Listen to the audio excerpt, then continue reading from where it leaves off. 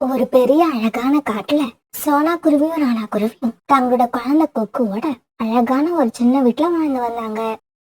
இவங்க வீட்டுக்கும் பக்கத்துல இருந்த வீட்டுல காலுக்காகவும் கோரிக்காகவும் கணவன் மனைவியும் வாழ்ந்துகிட்டு இருந்தாங்க. ஒரு நாள் ராத்திரி ராணா குருவி தன்னோட பையன் குக்குவுக்கு குட்டிக்காரனை அடிச்சு விளையாட்டு காமிச்சுக்கிட்டு இருந்தது.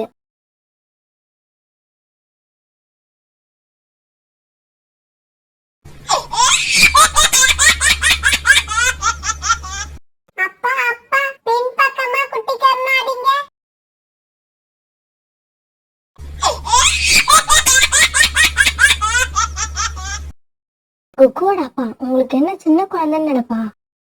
நீ என்ன வேணா நினைச்சுக்க, நான் என் பையன் கூட விளையாடுறப்ப சின்ன குழந்தையாதான் மாறிடுறேன். குக்குவோட அப்பா எசகு பிசகா ஏதாவது நடந்து உங்களுக்கு அடிபட்டுடுச்சுன்னா என்ன பண்றது? சோனா குருவி வீட்டுல இப்படி எல்லாம் சந்தோஷமா இருக்கிறப்ப அங்க காடுக்காக வீட்டுல எரிமலை வெடிச்சுக்கிட்டு இருந்தது. காலுஜி, அந்த சோனா குருவி கிட்ட நான் எத்தனையோ தடவை சொல்லியிருக்கேன், உன் பையனோட வாயை அடக்கி வையின்னு. அவன் இப்படி சிரிச்சு கூத்தடிச்சுக்கிட்டு இருந்தா நாம எப்படி தூங்குறது? கோரி, நான் நேத்து கூட சோனா குருவி கிட்ட சொல்லிட்டு தான் வந்தேன், உன் குழந்தையோட சத்தத்தால எங்களால நிம்மதியா தூங்க முடியலன்னு. ஆனா சோனா குருவி அதை புரிஞ்சிக்கவே மாட்டேங்குது. காலுஜி, சீக்கிரமா போய் சோனா குருவி என்னன்னு கேட்டுட்டு வாங்க. இப்படியே விட்டுட்டு இருந்தோம்னா நம்ம மேல ரொம்பவும் அலட்சியம் வந்துடும். கோரி அப்படி சொன்ன உடனே காலுக்காகவும் ஒரு பெரிய குச்சி எடுத்துக்கிட்டு சோனா குருவி வீட்டு நோக்கி பறந்து போச்சு. இப்படி போன காலுக்காகவும் சோனா குருவி வீட்டு கதவை ரொம்பவும் வேகமா தட்டிச்சு. வெளியில வாங்க, வெளியில வாங்க எல்லாரும். உங்களுக்கு எத்தனை தடவை சொல்றது ராத்திரியில சத்தம் போடாதீங்கன்னு.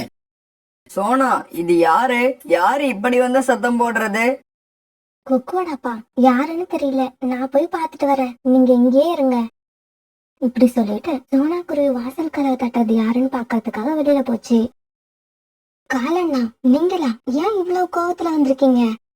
சோனா, இதுக்கப்புறம் உங்க வீட்டுல இருந்து ராத்திரி ஏதாவது சத்தம் வந்துச்சு, சத்தம் போடுறவங்க தலைய திருவி எடுத்துருவோம், ஜாக்கிரதை. காலுக்காகத்தோட குரலை கேட்ட ராணா குருவி இப்ப வெளியில வந்துருச்சு. காலு, எங்க வீட்டுக்குள்ள நாங்க எப்படி வேணாலும் இருப்போம், அதை கேக்குறதுக்கு நீ யாரு? குக்குவோட அப்பா, நீங்க உள்ள போங்க, நீங்க எதுவும் பேசாதீங்க. சோனா இப்படி குறுக்க பேசி ராணாவை வீட்டுக்குள்ள அனுப்பி வச்சிடுச்சு. காலண்ணா, நீங்க போங்க, நாங்க சண்டை போட விரும்பல. இதுக்கப்புறம் எங்க வீட்டுல இருந்து உங்களுக்கு தொந்தரவா எந்த சத்தமும் வராது. சோனா குருவி இப்படி சொன்ன உடனே காலுக்காக தன்னோட வீட்டுக்கு திரும்பி வந்துடுச்சு. போன வேகத்துக்கு 2 போடு போட்டுட்டு வந்தீங்களா, இல்ல போய் நல்லா விசாரிச்சுட்டு வந்தீங்களா? கோரி, அடிக்கலான்னு நான் நினைக்கிற சமயத்துல சோனா குருவி என்னமோ பேசி ராணாவை உள்ள அனுப்பிடுச்சு. அது மட்டும் அனுப்பல, இன்னைக்கு ராணாவுக்கு சரியான அடி விழுந்திருக்கும். காலுஜி, சோனா குருவி குடும்பத்தை மிரட்டிக்கிட்டே இருக்கணும்.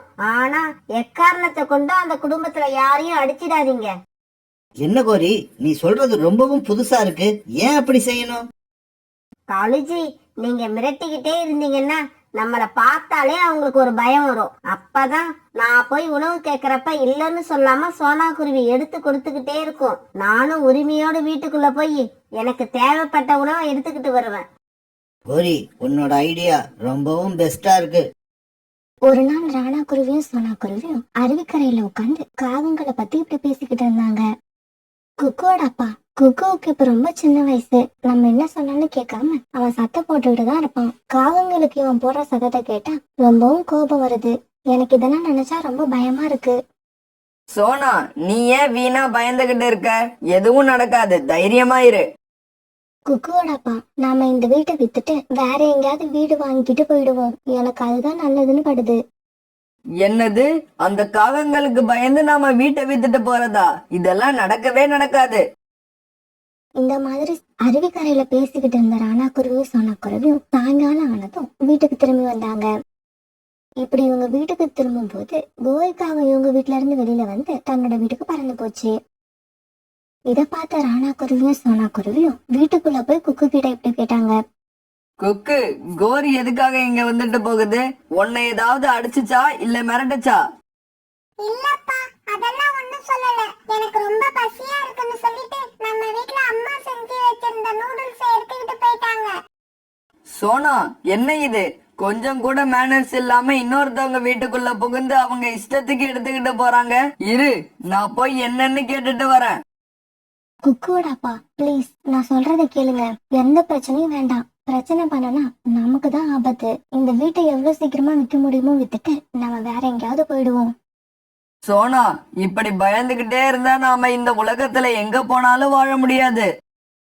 இப்படி சொன்ன ராணா குருவி அங்கிருந்து வேகமா கிளம்பி காலுக்காக வீட்டுக்கு பறந்து போச்சு. கோரி, எங்க வீட்ல இருந்த உணவை நீ யார கேட்டுட்டு எடுத்துட்டு வந்த?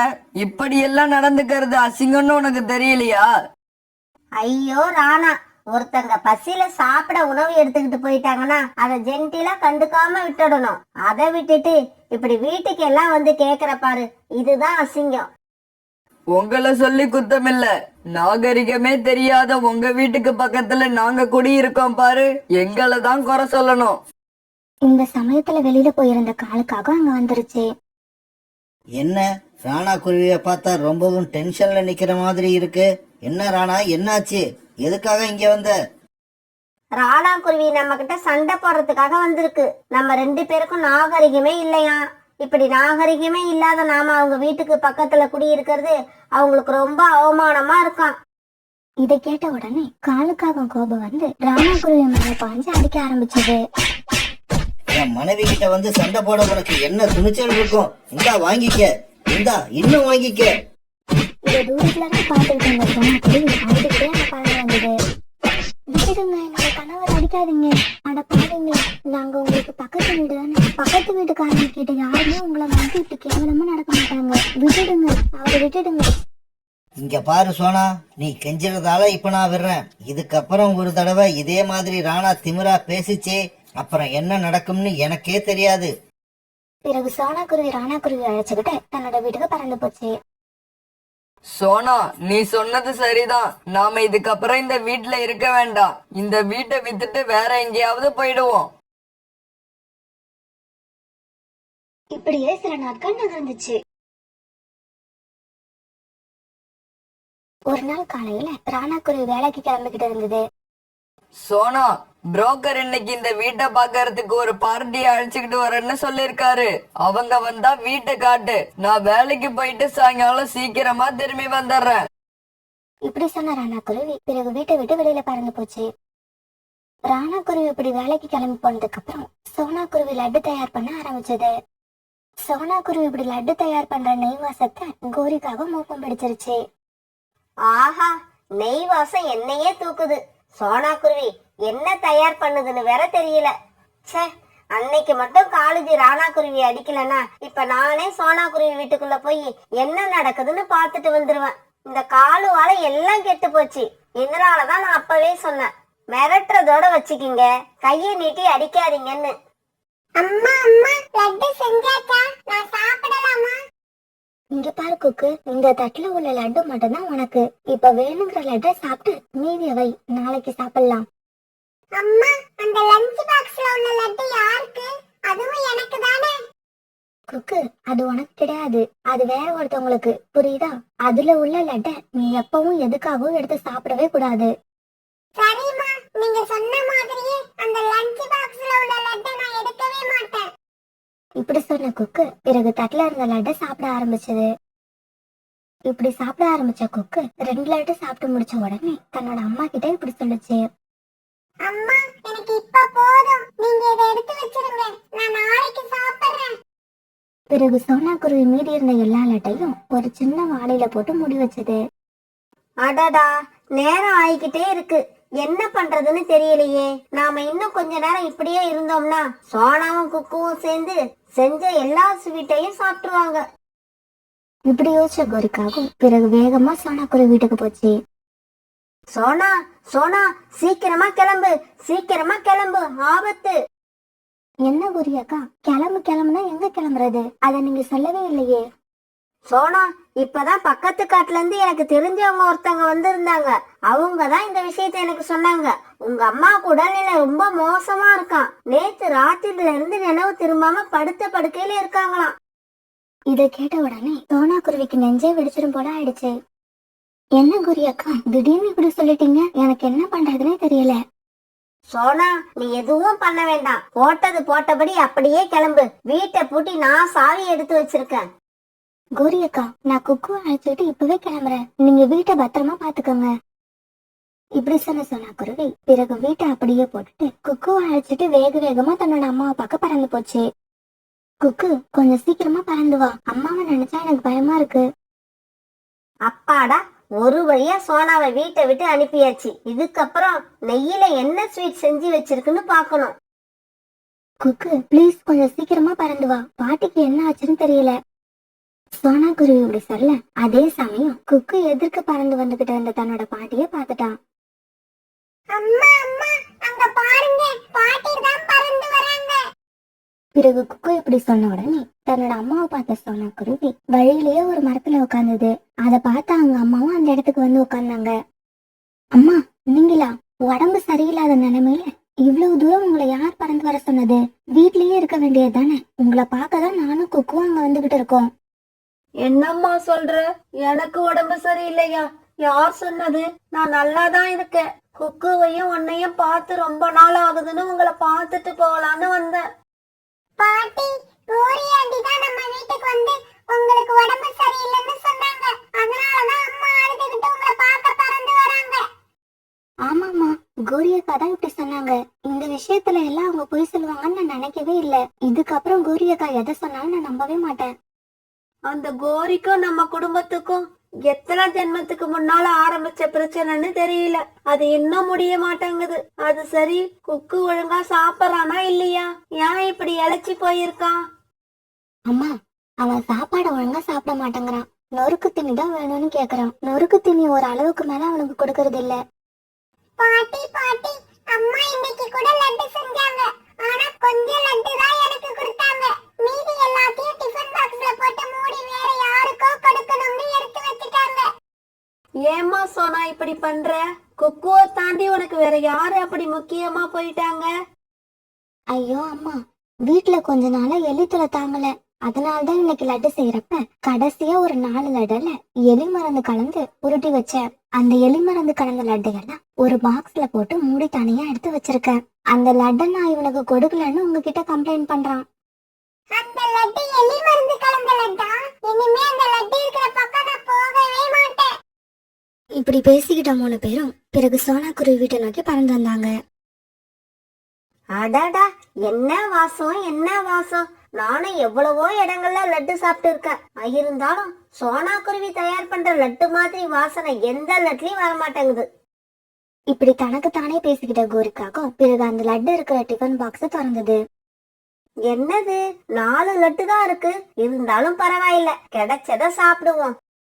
இப்படி நினைச்ச கோரிக்காகும் பிறகு எலி மருந்து கலந்திருந்த லட்டை ருசிச்சு சாப்பிட ஆரம்பிச்சது. இப்படி சாப்பிட ஆரம்பிச்ச கோரிக்காவும் கொஞ்ச நேரத்திலேயே 4 லட்டையும் சாப்பிட முடிச்சது. அடடா, லட்டு ரொம்ப ருசியா இருந்தது. இன்னும் 4 லட்டு இருந்தா கூட நான் இப்பவே சாப்பிட்டு இருப்பேன்.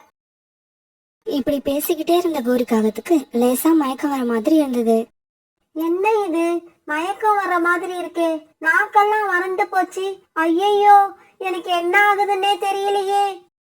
இப்படி நினைச்ச கோரிக்காகும் அப்படியே சோனா குருவி வீட்டுல இருந்த கூட்டுல மயங்கி விழுந்துடுச்சு. பிறகு அம்மாவோடையும் குக்குவோடையும் வீட்டுக்கு வந்த சோனா குருவி கோரிக்காக மயங்கி கிடக்கிறதையும் பக்கத்துல எலி மருந்து கலந்து வச்ச லட்டு டப்பா திறந்து கிடக்கிறதையும் பார்த்தது. அம்மா, நான் இப்படி நடக்கும்னு நினைக்கவே இல்லை. எலிக்காக நான் மருந்து கலந்து வச்சிருந்த லட்டை கோரி அக்கா சாப்பிட்டாங்க. கோரி லட்டு சாப்பிட்டு எவ்வளவு நேரம் ஆயிருக்கும்? தெரியலம்மா, எப்படியும் 1 மணி நேரம் இருக்கும்னு நினைக்கிறேன். சோனா, இதுல நீ பயப்படுறதுக்கு ஒண்ணும் இல்ல. சீக்கிரமா போய் பருந்து டாக்டர் அழைச்சிக்கிட்டு வா. கோரியை நாம காப்பாத்திடலாம்னு நினைக்கிறேன். அம்மா இப்படி சொன்ன உடனே சோனா குருவி பறந்து போய் பருந்து டாக்டரை அழைச்சிட்டு வந்தது. பருந்து டாக்டர் வந்த உடனே சில மருந்துகளை எடுத்து கோரிக்காகத்தோட வாயில ஊத்துனாங்க. கோரிக்காகத்தை காணாம ரொம்ப நேரமா தேடிக்கிட்டு இருந்த காலுக்காகவும் சோனா குருவி வீட்டுக்கு வந்தது. சோனா, என்னாச்சு? என் மனைவி கோரிக்கு என்ன ஆச்சு? காலு, உன்னோட மனைவி கோரி சோனா குருவி கிட்ட போய் சொல்லி அத வீட்டை விட்டு வெளியே அனுப்பிட்டு வீட்டுக்குள்ள எலி மருந்து கலந்து வச்சிருந்த லட்ட திருட்டுத்தனமா சாப்பிட்டுட்டா. அவ உயிருக்கு போராடிக்கிட்டு இருக்கிறத பார்த்துட்டு சோனா குருவி தான் என்ன கூப்பிட்டுக்கிட்டு வந்தது. சோனா குருவி மட்டும் சரியான சமயத்துல என்ன கூப்பிட்டுட்டு வரலன்னா உன் மனைவியை நீ இந்நேரம் உயிரோடவே பார்த்திருக்க முடியாது. சோனா, என்ன மன்னிச்சிடு. உன் முன்னால நிக்கவே எனக்கு வெக்கமா இருக்கு. சாதாரண சின்ன விஷயத்துக்காக ராணாவை நான் கை நீட்டி அடிச்சிட்டேன். அது எவ்வளவு பெரிய தப்புன்னு இப்ப நான் உணர்ந்துட்டேன். இந்த சமயத்துல கண் விழிச்ச கோரிக்காகவும் நடந்தது எல்லாத்தையும் கேட்டு தெரிஞ்சுக்கிட்டு சோனா குருவி கிட்ட மன்னிப்பு கேட்டுச்சு. சோனா, உனக்கு நான் எவ்வளவு கெடுதல் பண்ணிருக்கேன். இருந்தாலும் அதையெல்லாம் மனசுல வச்சுக்காம என் உயிரை காப்பாத்துற உனக்கு எப்படி நன்றி சொல்றதுன்னே தெரியல. பிறகு உயிர் பிழைச்ச கோரிக்காகவும் தன் கணவர் காலுவை கூட்டுக்கிட்டு தன்னோட வீட்டுக்கு கிளம்பி தயாராச்சு. சோனா, இதுக்கப்புறம் நாம 2 பேரும் முன்னாடி மாதிரி எதிரியா இருக்க மாட்டோம். பக்கத்து வீட்டுக்காரங்க மாதிரி பாசமா பழகிப்போம். அதெல்லாம் இருக்கட்டும் கோரியாக்கா, இதோ இந்த டிஃபன் பாக்ஸ்ல இன்னும் 2 லட்டு போட்டு தரேன், எடுத்துட்டு போங்க. அந்த டிஃபன் பாக்ஸ பார்த்த கோரிக்காகவும் தன்னோட கணவர் காலுவை கூட்டுக்கிட்டு அவசர அவசரமா அந்த இடத்த விட்டு பறந்து போயிடுச்சு. இத பார்த்த எல்லாரும் சந்தோஷமா சிரிச்சுக்கிட்டே இருந்தாங்க.